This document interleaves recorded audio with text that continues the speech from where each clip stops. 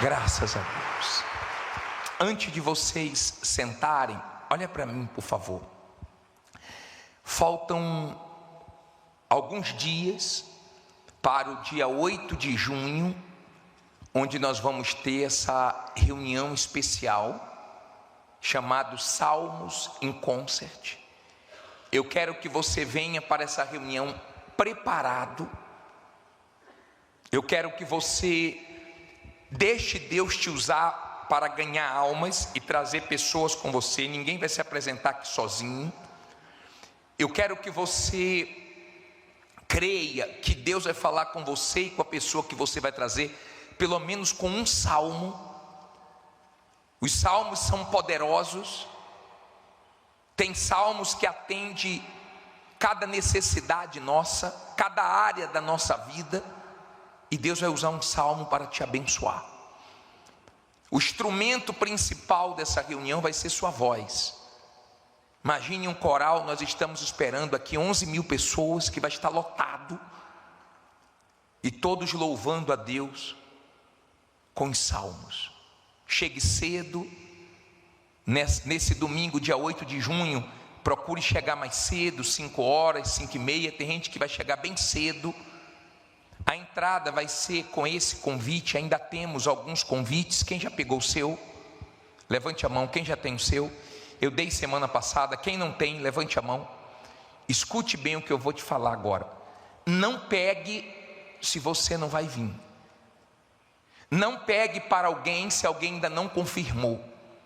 Se alguém já confirmou, já deu a palavra para você e disse que vai vir, você pode pegar para ela, para que não tire o lugar de outra pessoa. Mas nós estamos aguardando essas 11.000 pessoas que vão adorar a Deus em uma reunião especial. Se você não tem ainda, levante a mão que os levitas vão te dar, por favor. Quem já tem, pode sentar. Abra sua Bíblia em 2 Pedro 2, versículo 4, por favor. 2 Pedro 2, 4. Enquanto as pessoas recebem os convites dos salmos, fique em pé quem não tem, tá? Quem não tem o convite para a noite do Salmo em Concert, fique em pé. Quem já tem, pode sentar, por favor. Se você vai pegar para mais uma pessoa, só se ela confirmou. Os demais abram a Bíblia em 2 Pedro 2,4 e vamos cantar essa canção. Só Deus sabe a hora e o dia que o filho vem buscar os remidos seus. Se de repente o tempo dessa canção, alguns minutos, fosse tudo que ele deu, segundos se passaram e aí, qual seria agora a sua reação diante de um inimigo ou de um irmão, no santuário ou em meio à tentação? Como está sua vida dentro do seu lar, no oculto quando todo mundo vê? Já se foram agora 50 segundos, tudo que lhe resta é se arrepender. Tente se lembrar de um ladrão na cruz, contagem regressiva pra ele morrer. Mas bateu na porta e a porta abriu, e agora mesmo a porta está diante de você. Pode ser agora ele vem. Pode ser agora ele vem. Jesus já voltou. Jesus já voltou pra vida de alguém. Temos que aprender a contar os dias. Contagem regressiva. Contagem regressiva, Cristo vem. Pode ser agora ele vem. Pode ser agora ele vem. Cristo já voltou para a vida de alguém. Já voltou para a vida de alguém. Temos que aprender a contar os dias. Contagem regressiva. Contagem regressiva, a qualquer hora ele vem. Amém. Já acharam? 2 Pedro capítulo 2, versículo 4. Levante aí sua Bíblia, você que achou. Em o nome do Senhor Jesus, meu Deus, fala conosco através da tua palavra, que ela traga temor, que ela traga direção, que ela traga confronto naquilo que precisamos ser confrontados, que desperte quem está dormindo o sono da morte, que desperte quem está acomodado. Que o Senhor use a nossa boca, meu Pai, mas que todos entendam a Tua palavra, que o mal não consiga roubar essa palavra, mas que ela produza frutos de salvação. Eu peço ao Senhor, repreendo o espírito da distração, do sono. Eu sei que nessa hora o mal trabalha e trabalha pesado, porque ele não quer que ninguém te ouça, mas que os sinceros consigam te escutar. Em nome de Jesus, que eles sejam alcançados, meu Pai, por essa palavra, para a glória do Pai, do Filho e do Espírito Santo. E quem crê que Deus vai falar contigo, diga amém. Graças a Deus. Hoje nós vamos falar sobre a nossa geração. A nossa geração, infelizmente, se perdeu. A nossa geração está bem distante de Deus. E eu queria que você lesse comigo aqui em 2 Pedro, capítulo 2, versículo 4, diz assim: porque se Deus não poupou aos anjos que pecaram, mas havendo-os lançado no inferno, os entregou às cadeias da escuridão, ficando reservados para o quê? Para o juízo. E não perdoou ao mundo antigo, mas guardou a Noé, a 8ª pessoa, o pregador da justiça, ao trazer o dilúvio sobre o mundo dos ímpios. E condenou a destruição as cidades de Sodoma e Gomorra, reduzindo-as a cinza e pondo-as para exemplo aos que vivessem impiamente. Olha para mim, por favor. Vamos agora pensar, tá? O que nós tomamos conhecimento, nós não sabemos de tudo. Nós tomamos conhecimento quando algo vem à tona, quando algo realmente vai para a mídia, mas nós não sabemos de tudo o que está acontecendo no mundo.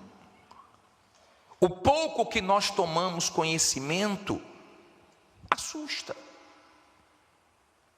Por exemplo, nós nos deparamos essa semana com uma notícia vergonhosa.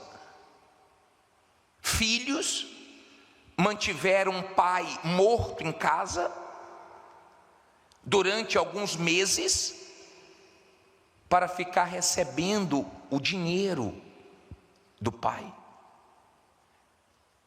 Os vizinhos começaram a desconfiar, porque não via mais, denunciou, e quando a polícia chegou, se deparou com ele morto, e eles ficavam em casa normal,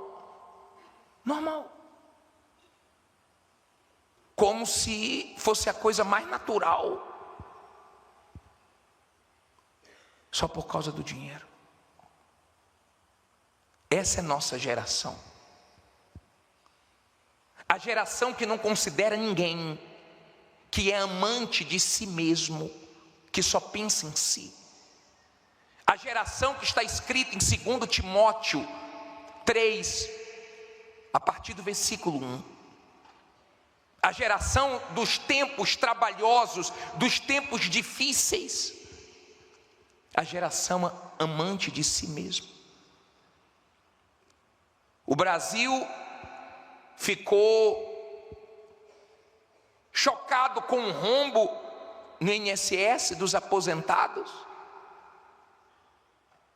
E em seguida, quadrilhas estavam mandando link para os aposentados preencherem, na esperança de ter o dinheiro que eles perderam, mas era outro golpe para terminar de arrancar o dinheiro deles. Essa é a nossa geração. É uma geração que para o pecado eles fazem assim, ó. Para as coisas erradas, ó. E para as coisas certas, eles criticam. É a geração fria. É a geração que ninguém está nem aí para os outros, só tem olhos para si. É um momento difícil. Nós tivemos as gerações passadas que foram punidas porque passaram do limite. Na época de Noé, Deus trouxe o dilúvio, trouxe o juízo, porque eles estavam perdidos. Foram avisados, foram alertados, mas não deram ouvidos. E o dilúvio veio e levou todo mundo. Na época de Sodoma e Gomorra, eles estavam perdidos. E veio o juízo, não com dilúvio, mas com fogo.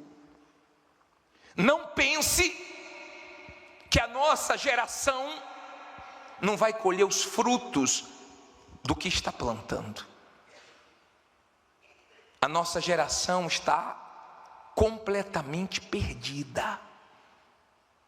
Você fica assustado, você fica querendo entender o que está acontecendo com essa geração, você não entende.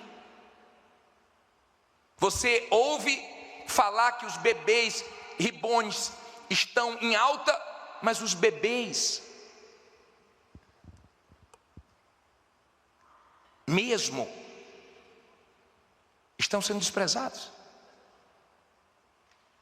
O bebê reborn está em alta, o bebê real está em baixa. A mulher foi comprar drogas, R$150 de drogas. Ela deixou a criança dela como garantia. Uma brigando pelo bebê reborn e a outra desprezando o bebê real.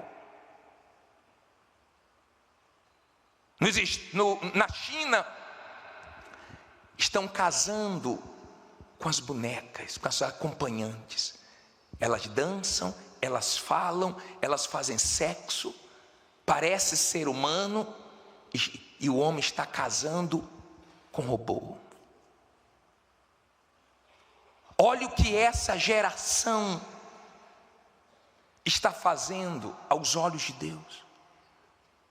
Aí você para pensar no sacrifício do Espírito Santo nesse mundo, porque nós conhecemos um pouquinho do que está acontecendo, e o Espírito Santo vê tudo, é santo, é puro, e só está aqui por causa da igreja, para nos sustentar e para tentar salvar mais alguns.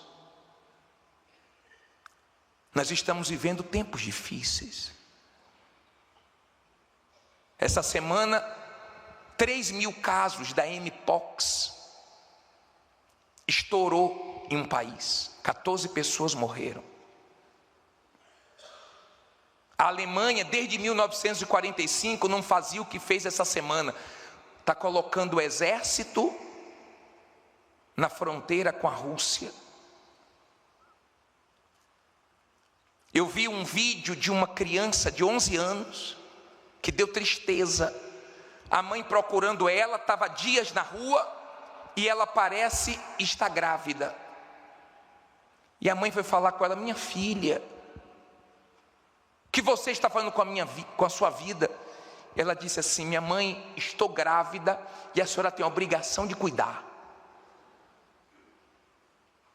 11 anos. 11 anos.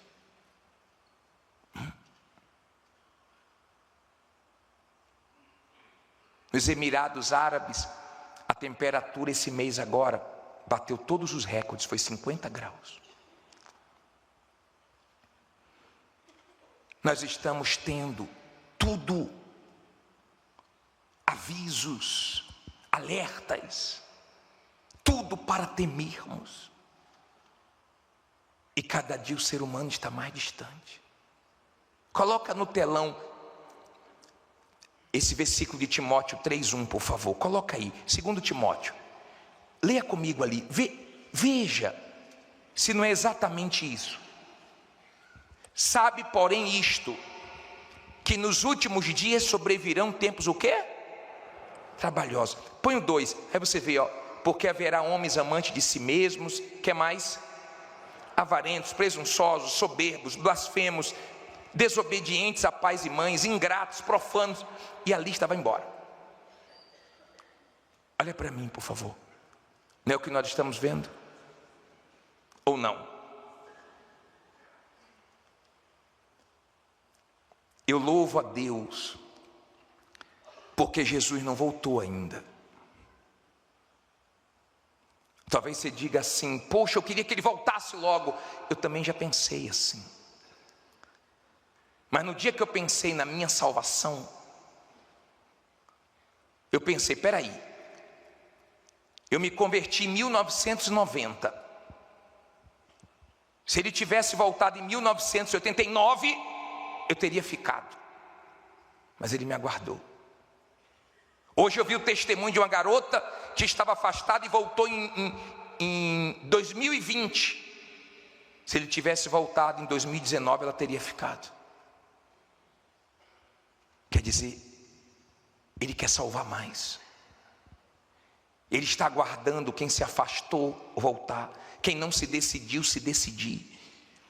Ele está tendo paciência, misericórdia. Graças a Deus que ele não voltou ainda, que ainda dá tempo de quem está mal se consertar. Só você sabe a sua condição espiritual, ninguém sabe. A sua condição espiritual podem até te julgar, mas só você sabe se você está bem ou se você está mal. Eu não sei sua condição espiritual. Olhando para você, eu não posso dizer se você está bem ou se você está mal. Teve pessoas que eu já pensei que estava bem e depois vi que estava mal. Você que sabe se seu coração está limpo, se seu coração está sujo, se você já se arrependeu dos seus pecados. Jesus disse: eu não sou mais desse mundo. Você que sabe se você ainda é desse mundo, se você não é. Se você está pegando firme, já se limpou, ou ainda está sujo nos seus pecados, e cada dia se sujando mais, eu não sei. Mas se você for para frente aqui, 2 Pedro 3:9, você entende porque ele não voltou ainda. O Senhor não retarda a sua promessa, ainda que alguns a tem por tardia, mas é longânimo para convosco, não querendo que alguns se percam, senão que todos venham arrepender-se. O que é que Jesus quer? Que todos cheguem ao arrependimento. Esse é o desejo dele. Que você decida de uma vez a sua vida e garanta a sua salvação. Vamos pensar. Como deve ficar a cabeça desses líderes das grandes potências mundiais, dos grandes países? Como é que está a cabeça de um líder desse? Eles sabem que eles já estão em guerra. Sim ou não? Alguns literalmente, outros em guerras comerciais, mas eles sabem que estão em guerra. Então eles ficam se preparando o arsenal deles, se tornando cada vez mais fortes, e de olho em quem tem arma nuclear, em quem quer ter arma nuclear, e eles ficam assim, um de olho no outro, querendo informações, enviando espiões, querendo de alguma maneira saber mais, porque estão em guerra. Fala que os Estados Unidos quer o domo de ouro, para ter a proteção que Israel tem, vai investir aí muito dinheiro. Agora, a cabeça deles está nisso. E a sua cabeça? Entra na sua cabeça que o diabo todo dia, 24 horas por dia te estuda. Pensa como te afastar de Deus, como tirar sua salvação, ou você acha que o diabo quer sofrer sozinho no inferno? Você acha que ele quer ir sozinho para o inferno? Não. Ele não quer ir sozinho para o inferno. Agora eu fico pensando em você, que está dentro da igreja, está frio, e isso não te incomoda. Está dentro da igreja, e você está fraco, e isso não te incomoda. Você está dentro da igreja, ouvindo a verdade, tem conhecimento da verdade, quando acaba o culto até diz: poxa, a palavra hoje foi forte, hoje me impactou. Mas você mudou, você largou a coisa errada, você deixou o pecado, você rompeu com o diabo, você disse não para o diabo e sim para Deus. Você se batizou, você deixou as coisas erradas para trás, você está em vantagem em relação ao diabo ou não?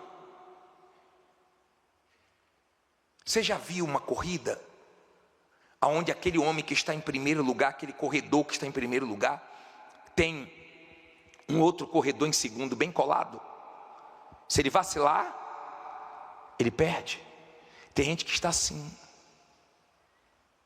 deixando o diabo ficar cada dia mais perto, vulnerável, bem pertinho, brincando com o que não deveria brincar,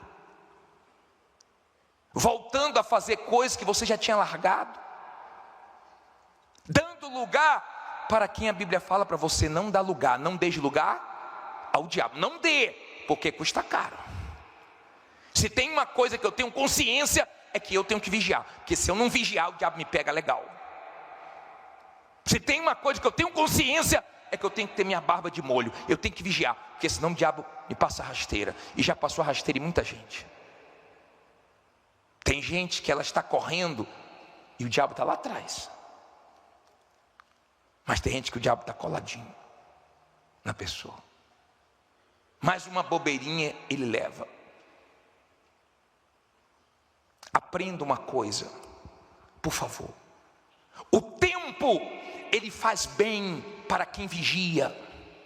O tempo faz bem para quem tem temor. O tempo faz bem para quem não se acomoda. Mas o tempo faz muito mal para quem não vigia. Porque tem gente que começou muito bem e está terminando muito mal. Tem gente que começou uma maravilha, agora não está indo nem aos trancos e barrancos, nem aos empurrões. Você deve conhecer gente assim, que você não consegue nem mais ajudar. Você não pode nem falar de Jesus para ela, que ela se aborrece, que ela vem logo com grosseria, que ela vem logo te cortando, e está chegando no nível que não está deixando mais abertura nenhuma para você. Mas um dia estava aí, sentado ouvindo a palavra de Deus, mas o tempo fez mal para ela.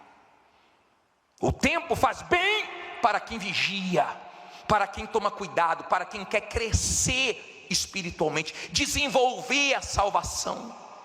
Qual foi o dia que você orou e Deus fechou a porta para você? Qual foi o dia que você quis abrir a Bíblia e você ficou querendo abrir e Deus não deixou, e a Bíblia ficou lá presa e você não conseguiu abrir? Aconteceu isso algum dia? E nunca vai acontecer. A pessoa não ora porque não quer, não medita todo dia porque não quer. O diabo encontra vantagens na vida de muita gente, fora aquelas pessoas que estão na igreja e nem a Bíblia lê todos os dias. Infelizmente, desgraçadamente, não lê a Bíblia, só lê a Bíblia dentro da igreja. Aliás, o pastor que lê, porque ela não lê, ela não se alimenta, ela não se fortalece. Ela está brincando num momento que não é de brincadeira. O momento não é de brincar, o momento é de vigiar, para não perdermos o mais importante, a nossa salvação. Estou falando de eternidade. Hoje você vê uma pessoa fazendo aniversário de 90 anos, 100 anos, está ficando raro. Mas passa. Pergunta ela se não passou rápido. No máximo 120 anos. Você não vê gente fazendo aniversário de 120 anos, é um ou outro.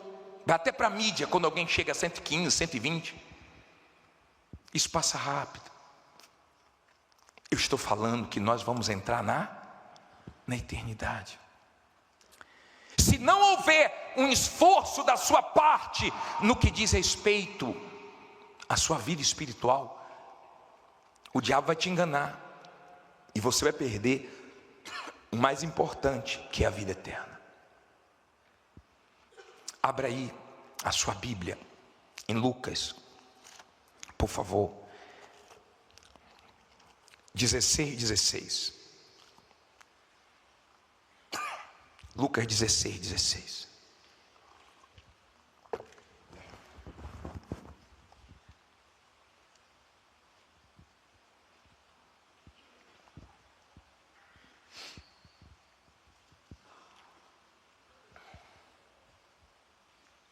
Acharam? Só voltar. Lucas 16.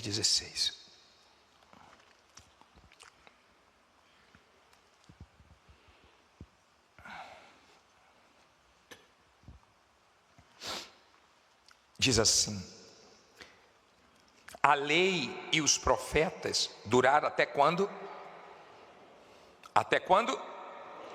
Até João Batista, tá? Desde então é anunciado o quê?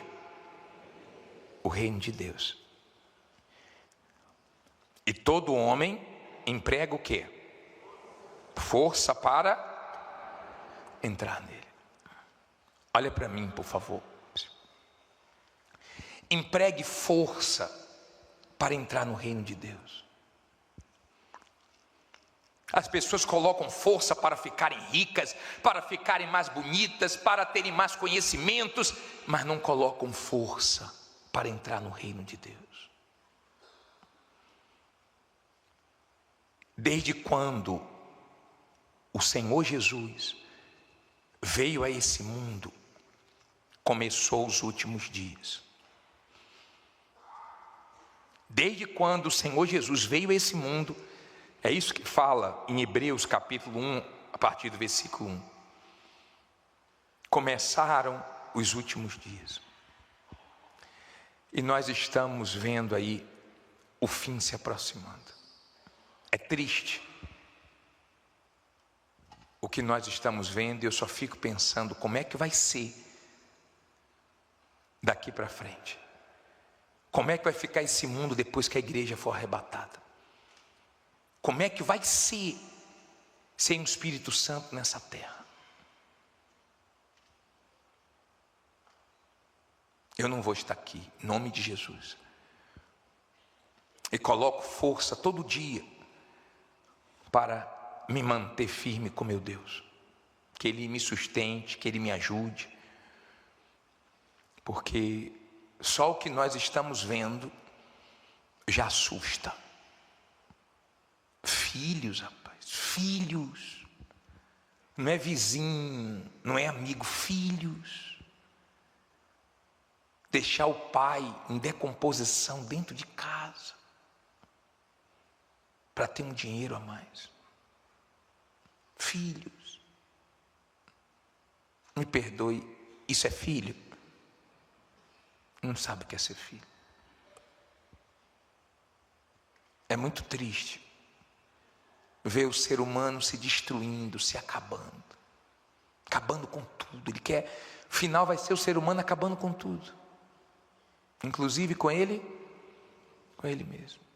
Muito triste. Agora olhe para mim, por gentileza.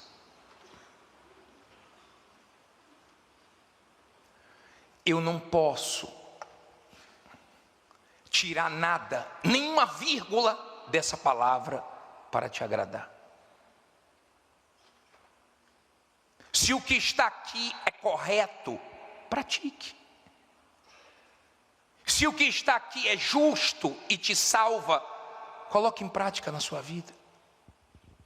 É muito triste ver pessoas que conhecem a verdade vivendo no pecado. As que estão lá fora, no pecado, porque não conhecem a verdade, pela ignorância espiritual, tudo bem. Que a palavra de Deus chegue até elas um dia. Mas você que conhece a verdade, cuidado, tá? Para você não ser condenado com o pecado da hipocrisia, sendo uma coisa dentro da igreja e outra coisa lá fora. Seja a mesma pessoa aqui dentro, no seu trabalho, na sua casa, na rua, seja a mesma pessoa. Eu queria te fazer uma pergunta. Você já está legal com Deus? Ou você está ilegal? Quando a pessoa está ilegal num país, ela fica com medo da polícia. Ela fica com medo de pegarem ela e deportarem e prenderem ela. Você já está legal com Deus? Você já resolveu o seu problema com Deus? A ponto de você ouvir falar da vida eterna, da morte, da salvação, e você está em paz? Chegou nesse nível que Deus quer que você chegue? Ou ainda não? E por que ainda não? Se Deus tem dado tantas oportunidades, eu tenho certeza que todas as pessoas que foram para o inferno, chegando lá, já começaram a pedir uma oportunidade. Mas do lado de cá o ser humano desperdiça e muito. Que você aproveite hoje. Que o Espírito Santo te convença hoje. Que hoje você deixe aqui tudo que é do mal, tudo que é sujo, tudo que é errado. E você saia daqui com a certeza da sua salvação, dentro do reino de Deus. Hoje você entra no reino de Deus, se você quiser. Isso é para mim, bispo. Então saia do seu lugar agora e vem aqui na frente. Eu não estou no reino de Deus. Vem aqui. Vem entrar no reino de Deus. Eu não estou bem, bispo, vem aqui. Eu já estive bem, bispo, mas eu estou frio. Venha se aquecer. Eu já estive bem, mas hoje eu estou fraco. Venha se fortalecer. Chegando aqui, feche os seus olhos. Não ponha a mão no altar não. Ponha as mãos na altura do teu coração.